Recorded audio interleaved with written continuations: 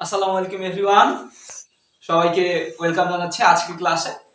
আজকের ক্লাসটা মূলত আমরা নিয়ে আসছি একাদশ দ্বাদশ শ্রেণীর যে মহাকর্ষ অভিকর্ষ চ্যাপ্টারটা আছে, ফিজিক্স পাঠ্য বইয়ে যে মহাকর্ষ অভিকর্ষ চ্যাপ্টার আছে, ঠিক ওই চ্যাপ্টারে তোমরা দেখতেই পাচ্ছ যে আমি লিখছি যে কেপলারস ল। তো কেপলার সাহেবের যে সূত্র তিনটা আছে সেই সূত্র তিনটার বিশ্লেষণ আজকে করব। তো চলো কথা না বাড়িয়ে আজকে আমরা শুরু করে দিই আজকে আমাদের ক্লাস। আজকে ক্লাসে আমরা মূলত দেখবো যে কেপলারের সূত্রগুলো। আমি তো আমার ডান সাইডে লিখছি যে তিনটা সূত্র: উপবৃত্ত সূত্র, ক্ষেত্রফল সূত্র এবং সময় সূত্র। তো এই সূত্র তিনটাকে একটু বর্ণনা করার চেষ্টা করি। তো চলো, প্রথমে কি বলছে যে উপবৃত্ত সূত্র। তো দেখো তো এই লাইনটা পড়ে তোমাদের মাথায় একটা জিনিস ঘুরপাক খাচ্ছে না যে উপবৃত্ত? তো যারা হচ্ছে ফার্স্ট ইয়ার স্টুডেন্ট আছো তারা এই জিনিসটার সঙ্গে পরিচিত না যে উপবৃত্ত, কিন্তু যারা সেকেন্ড ইয়ার স্টুডেন্ট আছো তোমরা অবশ্যই কোনিক্সে পড়ছো যে উপবৃত্ত জিনিসটা কি। তো দেখো, একটা তুমি একটা গ্রাফ নিলা, এখন এই সেন্টার থেকে এই দিকে সমান দূরত্ব, আবার এই দিকেও সমান দূরত্ব। তো এইটা হচ্ছে একটা কার্ভ হবে, মানে বাঁকানো হবে। দেখ, ঠিক এই সাইডে যতটুকু আছে ঠিক তার বিপরীত সাইডেও ঠিক সেম হবে। যদিও আমার আঁকানোটা ভালো হয়নি, এটা হচ্ছে লুকস লাইক তোমার হচ্ছে উপবৃত্ত। এখন এই উপবৃত্তের সঙ্গে এই উপবৃত্তের সূত্র সম্পর্কটা কোথায়, তো ঠিক সেই জিনিসটা আমরা দেখব। তো দেখো, এই সেন্টারকে রাখছে কেপলার সাহেব, এই সেন্টারে রাখছে সূর্য, এই সেন্টারে কি রাখছে? সেন্টারে রাখছে সান। আচ্ছা, এখন যে উপবৃত্তটা আছে সেই উপবৃত্তের পরিধিতে উনি যে কোনো একটা গ্রহকে রাখছে। এখন তুমি এখানে চাইলে পৃথিবী ধরে নিতে পারো, এখানে চাইলে তুমি শুক্র ধরে নিতে পারো, এখানে চাইলে তুমি বৃহস্পতি ধরে নিতে পারো, এখানে চাইলে তুমি নেপচুন ধরে নিতে পারো, যে কোনো গ্রহ। সূর্যের সঙ্গে কম্পেয়ার করে বলছে এখানে একটা গ্রহ আছে, তো আমি এটাকে ধরে নিলাম এটা আমাদের আর্থ, এই পৃথিবীটাই আছে। তো দেখো তো ভাইয়ারা, আচ্ছা আমাদের পৃথিবী কি একটা নির্দিষ্ট পথে চারদিকে অতিক্রম করতেছে না? একটা নির্দিষ্ট পথে চারদিকে তো আবর্তন করতেছে, তাই না? তো এই পথটাকে উনি উপবৃত্তাকার ধরছেন। তাহলে ওনার উপবৃত্ত যে সূত্রটা আছে ঠিক সেই সূত্রে উনি বলে দিয়েছেন যে প্রত্যেকটি গ্রহ সূর্যকে উপবৃত্তের একটি কেন্দ্র হিসেবে বিবেচনা করে ওই উপবৃত্তাকার পথে আবর্তন করে। এই ছিল ওনার হচ্ছে উপবৃত্ত সূত্র। এবার আসি আমাদের যে দ্বিতীয় নম্বর সূত্র আছে, সেটা হচ্ছে ক্ষেত্রফল সূত্র।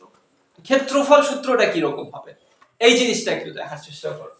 ধরে নাও আমি ওই উপবৃত্তটাকে এই দিকে নিলাম, এইদিকে একটু আঁকালাম, এইটা ছিল আমার কি ওই উপবৃত্তটা। এখন এই উপবৃত্তের কি দুইটা উপকেন্দ্র আছে।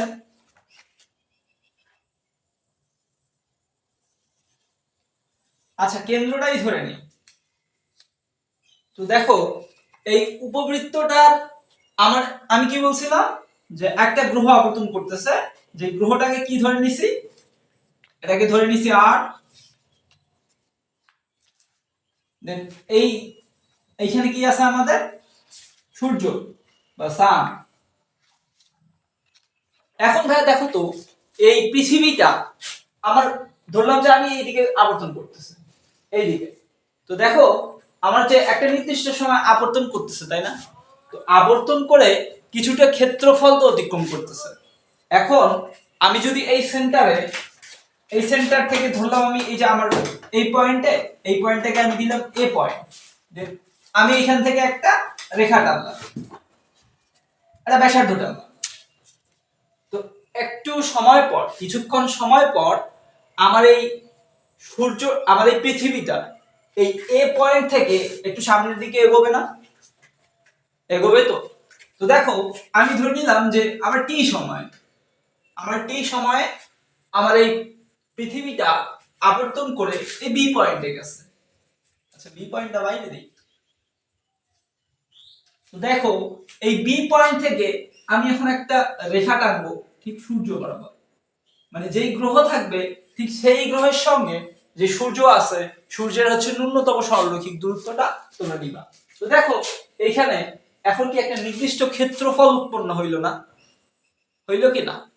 দেখো, এই যে আমি ঠিক এই সেন্টার থেকে মানে যেই পয়েন্ট থেকে যাত্রা শুরু করছে, এই যে এ পয়েন্ট, এই এ পয়েন্ট থেকে একটা টি সময় পর সে বি পয়েন্টে গেছে। বি পয়েন্টে যাওয়ার ফলে কি হইছে, একটা তোমার ক্ষেত্রফল উৎপন্ন হইছে। আচ্ছা ভালো কথা। এখন আমি আবার ধরে নিলাম যে আমার এইখানে সি পয়েন্টে এক সময় আমার পৃথিবীটা ঘুরতে ঘুরতে আবর্তন করতে করতে এই ঠিক সি পয়েন্টে আছে। ঠিক আছে, সি পয়েন্টে আছে। এখন দেখো এই ঠিক টি সময় পর, টি সময় পরেই কিন্তু এই যেটুকু ক্ষেত্রফল অতিক্রম করবে ঠিক এইটা সমান হবে। মানে ধরে নিলাম আমি যে এইখানে আবার আসছে এসে ডি পয়েন্ট হয়েছে। তো দেখো উনি ওই কেপলার সাহেব বলছে যে এই ক্ষেত্রফলটা আর এই ক্ষেত্রফলটা সমান হবে। বুঝলা কি? এটাকে যদি আমি ও পয়েন্ট নেই তাহলে উনি বলছে যে ত্রিভুজ, এটা একটা ত্রিভুজ বিবেচনা করতে পারো, যে ও এ বি এর ক্ষেত্রফল, ও এ বি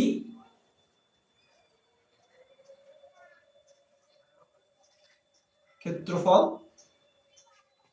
সমান কি বলছে, ওসিডি, ওসিডি এর ক্ষেত্রফল।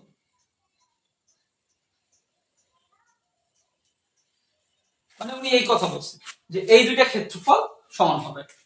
তো আশা করি বোঝা গেছে যে 2 নম্বর সূত্র আমরা উপবৃত্ত সূত্র এখানে দেখলাম, দেন ক্ষেত্রফলের সূত্র দেখলাম। এখন আসবো আমরা আমাদের যে সময় সূত্র আছে, এই সময় সূত্র দিয়ে হচ্ছে বিভিন্ন অ্যাডমিশন টেস্টে এমসিকিউ আসে, দেন হচ্ছে তোমাদের বোর্ড পরীক্ষায়ও কিছু প্রশ্ন মাঝে মাঝে দিয়ে রাখে। তো এই জিনিসটা আমি একটু না থাক, আচ্ছা বিছানো লাগবে না। তো সময় সূত্রটা কি বলছে যে তোমরা এই যে আমি এই এই চিত্র এই ফিগারে আমি নিলাম, তো এই ফিগারটাতে দেখো যে এইটুকু একটা ডিসটেন্স আছে না, এই যে সূর্য আর পৃথিবীর মধ্যে একটা ডিসটেন্স আছে তাই তো, এইটাকে আমি আর ধরে নিলাম যে আমার আর ডিসটেন্সে ওই যে আমার গ্রহ এবং সূর্যের মধ্যবর্তী দূরত্বটা হচ্ছে আর ডিসটেন্স, মানে আর ডিসটেন্সে সূর্য থেকে পৃথিবীর দূরত্ব নির্দেশ করতেছে। এখন পৃথিবীটা যে ঘুরতেছে, পৃথিবীটা ঘুরতেছে না, এখন পৃথিবীটার তো একটা নির্দিষ্ট কি পর্যায়কাল আছে বা আবর্তনকাল আছে। এখন কেপলার সাহেব তার সময় সূত্র বলছে যে ওই গ্রহের পর্যায়কালের বর্গ। তো কেপলার সাহেবের থার্ড ল বলছে ওই গ্রহের পর্যায়কালের বর্গ মানে টি স্কয়ার, এই পর্যায়কালের বর্গটা হবে ওই যে সূর্য থেকে ওই গ্রহের মধ্যবর্তী দূরত্বটা আছে সেই দূরত্বের ঘনফলের সমানুপাতিক। কি বললাম? যেই গ্রহ আছে ওই গ্রহের পর্যায়কালের বর্গটা হবে সূর্য থেকে ওই গ্রহের ন্যূনতম দূরত্বের ঘনফলের সমানুপাতিক, মানে T square proportional to R cube. বুঝলা কি? দেখো আবারও বলি যে যেই গ্রহ আমার ওই সূর্যকে ফোকাসে রেখে তোমার চারদিকে আবর্তন করতেছে উপবৃত্তাকার পথে, ওই গ্রহের পর্যায়কালের বর্গটা হবে সূর্য থেকে যতটুকু ডিসটেন্সে ওই গ্রহটা আছে ঠিক ওই গ্রহের ডিসটেন্সের ঘনফলের সমানুপাতিক। তো এই ছিল কি তোমাদের যে তিনটা সূত্র। এটাকে তোমরা যদি একটু বিশদভাবে আলোচনা করতে চাও বিস্তারিতভাবে, তাহলে তোমরা এটা আমরা বিস্তারিত হচ্ছে পরে দেখাবো যে এই সমানুপাতিক চিহ্নটা উঠাই দিলে আমাদের কি থাকে, মানে টি স্কয়ার সমান চিহ্ন একটা কে দিব, কে ইনটু আর কিউ, দেন এই কে এর ভ্যালুটা কত হবে, আমরা যখন সূর্যের ভর বের করব তখন এই ধ্রুবকের মানটা বের করব, তখন দেখতে পারো। আর দ্বিতীয় নম্বর সূত্রের ক্ষেত্রে যদি তুমি আলোচনা করতে চাও যে এই ক্ষেত্রফলের পরিবর্তনের হারটা সবসময় ধ্রুবক থাকবে। কি বললাম? যে ক্ষেত্রফলের পরিবর্তনের হারটা সময়ের সাপেক্ষে ক্ষেত্রফলের পরিবর্তনের হারটা সবসময় একটা ধ্রুবক সংখ্যা হবে। তো আশা করি বোঝা গেছে আজকে আমাদের যে তিনটে সূত্র ছিল।